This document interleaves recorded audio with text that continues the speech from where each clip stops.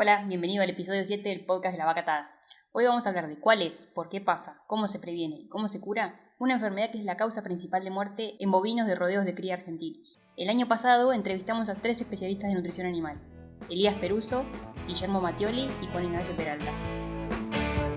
Bien, la tetania hipomagnesémica es una enfermedad que genera un daño económico enorme al sistema productivo. Se considera la principal causa de muerte en animales mayores de 18 meses, para poner un límite, y esto está ocurriendo sistemáticamente todos los años sin que se logre bajar la incidencia.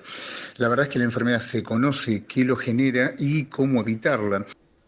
Clínicamente, la hipomagnesemia se ve como vacas muertas de forma aguda, animales caídos mostrando agresividad, contracciones musculares involuntarias, salivación, crujir de los dientes, incoordinación, hiperestesia, tetania, espasmos musculares y convulsiones.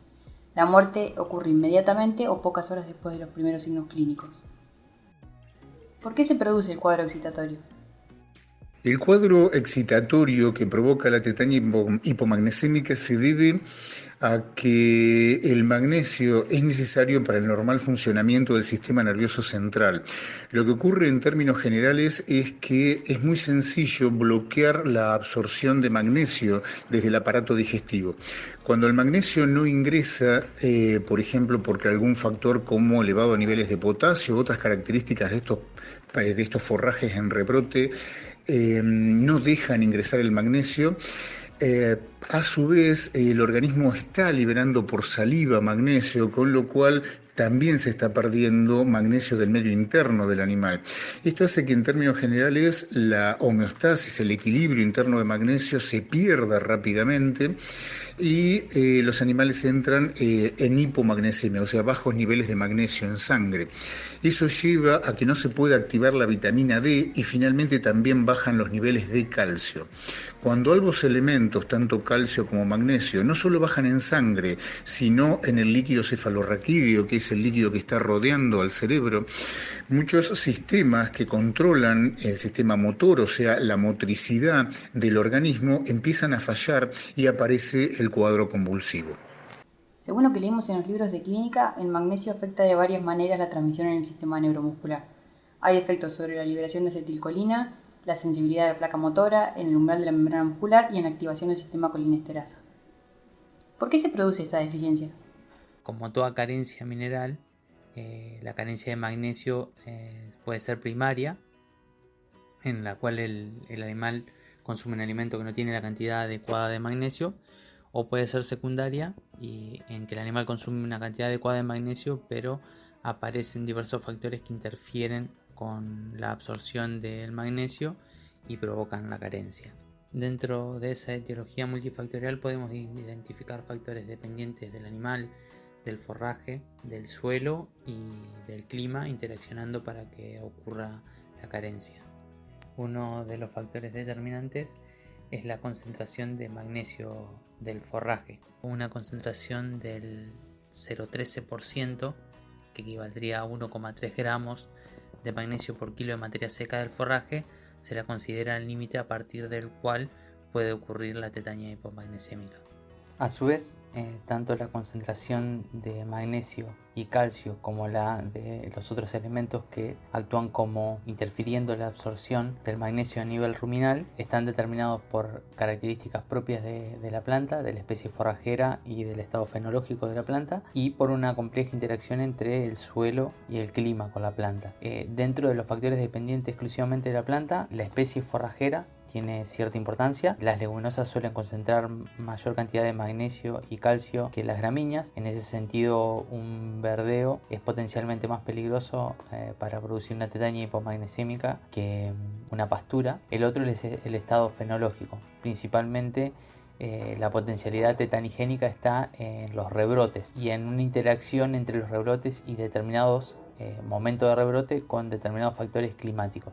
¿Sí? Se sabe que el gatillo para la hipomagnesemia son una serie de días nublados posteriores a una lluvia en estación fría, ¿sí? Principalmente en invierno, o a la salida del invierno, en que la temperatura ambiente empieza levemente a subir y arrancan los rebrotes, pero el suelo está todavía frío. Eso tiene incidencia en varias cuestiones que hacen al metabolismo de los forrajes y que hacen a la concentración de magnesio en el forraje y de otros elementos como el potasio, el nivel de proteína, el nivel de carbohidratos. Ante un día de lluvia y a una serie de días nublados con alta humedad relativa y baja radiación, disminuye mucho la evapotranspiración de la planta, se acumula agua en el suelo, todo eso va en contra de absorción de magnesio. Bajo esas mismas condiciones, la planta cambia la absorción de calcio y de magnesio por la de cationes monovalentes, principalmente potasio, entonces aumenta la concentración de potasio en la planta,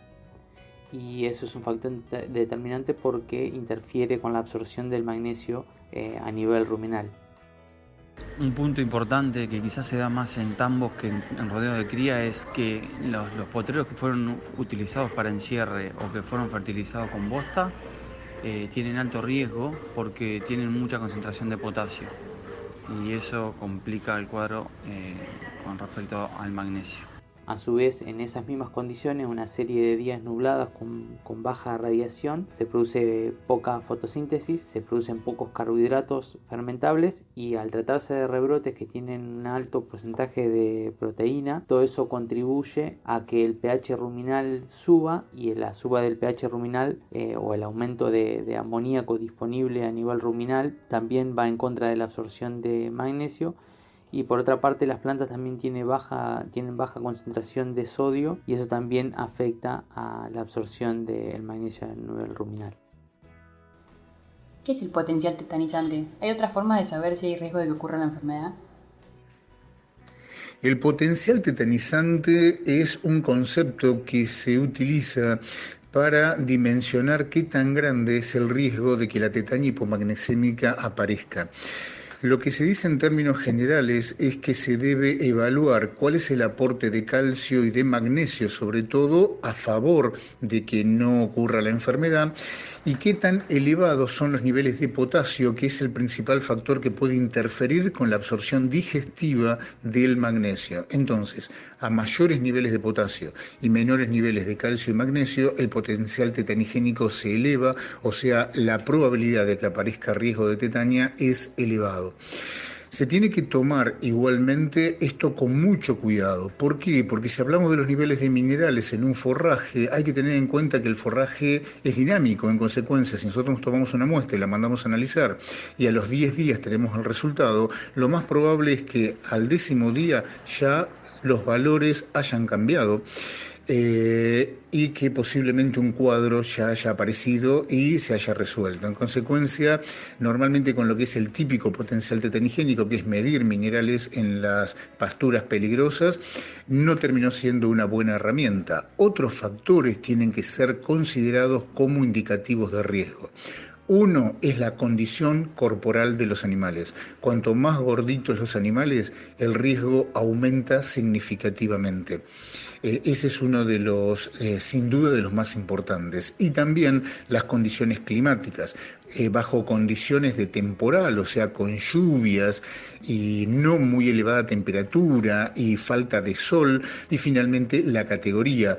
Es raro que ataque un animal joven que tiene un hueso que está en remoción, entonces está moviendo magnesio y aportando magnesio, y es mucho más grave en animales adultos, mucho peor si está al final de gestación y aún peor si está en lactancia, porque tanto el feto como la leche se están llevando magnesio. Bueno, entonces ya sabiendo que hay riesgo de hipomagnesemia en días fríos, nublados, de lluvia y de rebrote, la prevención pasa por aportar el magnesio que está faltando. Ahora, ¿cuánto magnesio hay que dar? Tratar de llegar a un mínimo de 5 y un estado ideal de 10 gramos de magnesio elemento por día por animal. Paréntesis, por magnesio elemento nos referimos a magnesio puro. Cada sal de magnesio tiene un porcentaje diferente del mismo que según leímos puede ir del 5 al 55%. Administrar por día determinada cantidad de gramos, que es 30 gramos de óxido de magnesio por día. En realidad se mide la concentración, se mide en el 0,1 al 0,2% de kilo de materia seca. Esa tiene que ser la concentración de magnesio. En base a cuánto comen de kilo de materia seca se determina los gramos que se dan por día. ¿Se puede suplementar por vía inyectable? Lo que hay que tener en cuenta es que cuando se utiliza un inyectable solo sirve para salir de un cuadro clínico. Un magnesio inyectable dura dentro del animal alrededor de 12 horas. En consecuencia es probable que vuelva a haber una recaída del cuadro utilizando solo inyectable. Otro problema es que los factores estresantes también pueden desencadenar el cuadro, con lo cual mover los animales a inyectarlos puede ser peligroso. El modo de evitar el problema es aportando magnesio por vía oral. ¿Qué tipos de suplementos hay? Las fuentes de suplementación de magnesio es el sulfato del magnesio, cloruro de magnesio. El cloruro de magnesio se usa en agua, en los prepartos, también en los tambos, por un tema de que es aniónico y ayuda a la ionicidad de la dieta. Pero si bien yo no lo he practicado, tengo entendido que se puede poner en agua de tanque, imagino para un rodeo de cría. También he leído, yo no lo he visto, pero que se puede hacer una aspersión de las pasturas con óxido de magnesio diluido en agua, como para hacer una prevención. Y otra cosa que he leído es que se pueden hacer rollos magnesiados en el momento de la confección del rollo y ya se podría estar muy adelantado a un próximo problema. Una vez que uno logra que el animal consuma la cantidad necesaria de magnesio, ese mismo día el animal está cubierto. Lo que también es cierto es que si al otro día no lo come, vuelve a quedar predispuesto. Entonces, el consumo de esos 5 a 10 gramos de magnesio que citábamos es diario. Y haberlo dado en un momento no garantiza ni cubre el momento en el cual dejamos de darlo. En consecuencia, el aporte debe ser permanente. Esto, si bien resulta engorroso, lo que se debe tener en cuenta es que este tipo de tecnología, por ejemplo una mezcla mineral de libre consumo, permite no solo aportar el magnesio, sino también un poco de sodio, que a su vez va a facilitar el ingreso de magnesio al animal. La deficiencia de sodio puede complicar el panorama del magnesio porque en la saliva la concentración de sodio disminuye y se reemplaza con potasio. Eso aumenta el potasio en rumen e inhibe la absorción de magnesio. El calcio que está comprometido en la enfermedad y los demás microelementos que pueden estar faltando en el campo, como por ejemplo cobre o selenio o zinc, y que suelen también generar consecuencias, pero mucho menos visibles que la tetania. En consecuencia, la mezcla mineral no solo es una herramienta para combatir la tetania, sino para prevenir todas las carencias minerales. Y también otra cosa que ayuda en el tratamiento de la hipomagnesemia es dar glucosa o algunos hidratos de carbono, porque estimulan la absorción de magnesio en rumen. En el mercado hay un montón de bloques para aportar magnesio y prevenir hipomagnesemia. Cuando preguntamos en el Instagram de Campo Animal qué les parecen los bloques como para prevenir hipomagnesemia, si les gustan, si los recomiendan, de 124 respuestas, el 80% fueron que sí. De los bloques para lamer no vi información muy pro de ese tratamiento. Lo que hay que tener en cuenta con los bloques es que el consumo, el requerimiento de consumo sigue siendo el mismo. O sea que si colocamos un bloque que esencialmente es sal, o sea, tiene menos magnesio y el animal apenas lo va a chupar un poco, lo va a lamer, lo que va a sacar es menos de 1 gramo por día, cantidades muy, muy menores a las que requiere consumir. Los bloques que sí funcionan son aquellos que son más bien semiblandos y que permiten que el animal consuma la misma cantidad que hubiera consumido de una sal de libre consumo. La ventaja que tienen estos bloques semiblandos es que se les agrega como palatabilizante o melaza o algún otro componente que hace que el animal lo coma y en consecuencia incorpore el magnesio. Utilizar bloques que apenas sirven para lamer, lo más seguro es que garantice un aporte prácticamente insignificante. Cuando decimos que tenemos que dar entre 5 a 10 gramos de magnesio por día, no importa cómo lo demos, podemos darlo, lo ideal son mezclas de libre consumo en saleros que tengan un frente de salero de al menos 3 centímetros por animal y siempre tengan a disposición sal fresca. Tener en cuenta que condiciones como una lluvia la pueden llegar a alterar y también la falta de atención y que se vuele o que no se reponga, por supuesto, hace que la herramienta no funcione. Suponiendo que llegamos al campo y nos encontramos con varios animales muertos y sospechamos que es hipomagnesemia, ¿qué hacemos para cortar el brote, por así decirlo? Cuando aparece un cuadro clínico, existe un dilema. Si se utiliza un producto inyectable, se puede lograr que al pasar los animales por la manga y suplementarlos, estos reciban un aporte de magnesio que va a durar solamente un día. Como decíamos anteriormente, literalmente 12 horas, puede durar un poco más el efecto, pero si las condiciones climáticas no cambian, el cuadro puede volver a aparecer. Sin embargo, uno tendría la tranquilidad de que al menos ganó un poco de tiempo, posiblemente cambien las condiciones climáticas, en consecuencia el inyectable sería una opción. Muchísimos profesionales prefieren no utilizar el inyectable porque el estrés que genera llevar los animales a la manga e inyectarlos el estrés es un factor gatillo que desencadena la enfermedad. Animales predispuestos suelen desencadenar el cuadro cuando tienen una situación de estrés. Entonces, si vamos a mover los animales para aplicar un magnesio inyectable, hay que hacerlo con extrema tranquilidad y saber que el solo movimiento de los animales puede llegar a desencadenar el cuadro. Por esta razón hay profesionales que deciden correr el riesgo, inyectarlos igual y generarse una ventana de un día de tranquilidad y, por ejemplo, pasar los animales a otro potrero y otros profesionales prefieren directamente ni tocarlos. Es una indicación y una opinión profesional. De cualquier modo, lo que vale recordar entonces es que cualquier situación de estrés puede desencadenar el cuadro. Y si encontramos animales con signos clínicos, ¿cómo tratamos?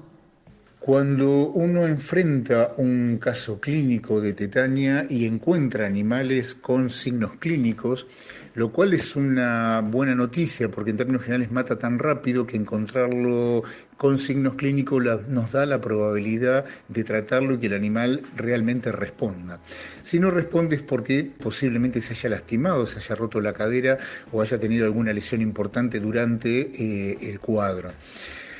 La verdad es que es importante inyectar a los animales por vía endovenosa.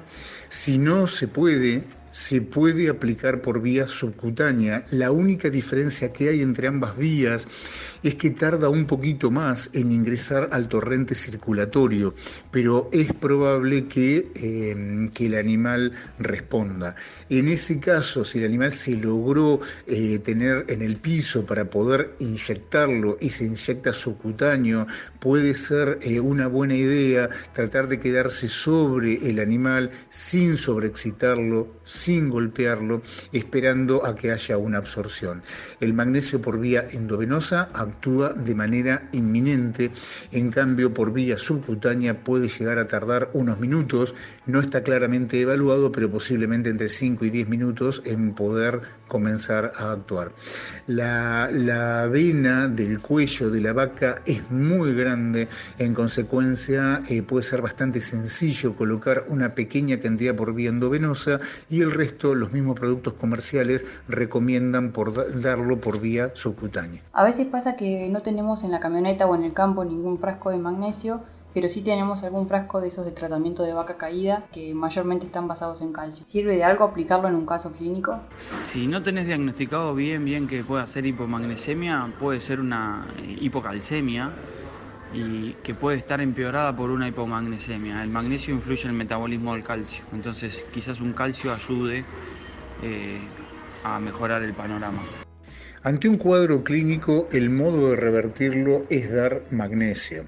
Es probable que como el síndrome depende tanto de magnesio como de calcio, el aporte de calcio solamente pueda tener algún efecto beneficioso. Pero en rigor de verdad, lo que se debe inyectar es magnesio. Una duda que queda un poco descolgada, pero si tenemos terneros chiquitos en el campo y consumen el suplemento que nosotros ofrecemos a las vacas, ¿este magnesio hay riesgo de que le haga algo al ternero, de que pase algo? Cuando se utilizan mezclas minerales para los bovinos adultos, no es extraño que un ternero se acerque y consuma. No existe ningún tipo de limitante e incluso sería bastante bueno también que un ternero consuma mezclas minerales. No hay probabilidad de que eso provoque algo negativo en el ternero, todo lo contrario, lo que puede ocurrir es que el aporte de minerales lo ayude en caso en que esté sufriendo algún tipo de carencia. En consecuencia, los terneros no deben ser considerados un factor de riesgo en este sentido. Lo que sí hay que tener en cuenta es que los animales eligen comer sal esencialmente cuando les falta sodio, y en el caso de los terneros, sobre todo los más chiquititos que consumen leche que tiene poco sodio, poca sal común, es probable que sientan cierta atracción, y eso no va a ser más que ayudarlos, de ningún modo los puede llegar a perjudicar. Bueno, esto fue todo por hoy. Le agradecemos mucho a nuestros 3 entrevistados. Estas preguntas las habíamos hecho en noviembre del año pasado y nos demoramos muchísimo con la edición, pero bueno, todavía estamos a tiempo para la temporada de hipomagnesemia de este año. Cuídense y tengan muy buena semana.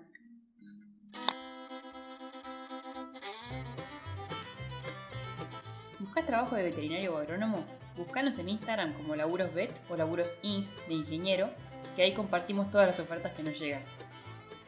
¿Buscás un veterinario que atienda urgencias a campo? Pásate por lavacatada.org/urgencias-veterinarias. Ahí tenemos un listado y mapa de veterinarios para que encuentres el más cercano. Si sos vete y te querés unir, mandanos un mail a eldirectorioveterinario@gmail.com. Si te interesa el mundo de los emprendedores y particularmente de los emprendedores dentro del agro, escuchate el podcast Agroemprendedores. Lo estamos haciendo en colaboración con la página Agrónomas Argentinas. También buscarnos en todas o casi todas las redes sociales. Si te querés enterar de charlas, cursos y eventos del sector agropecuario, seguí a Agenda Agropecuaria en Instagram o Facebook, y si no, entra a la página lavacatada.org/agenda-agropecuaria. Bueno, hicimos muchos chivos. Encontrá los links de todos en la descripción de este episodio.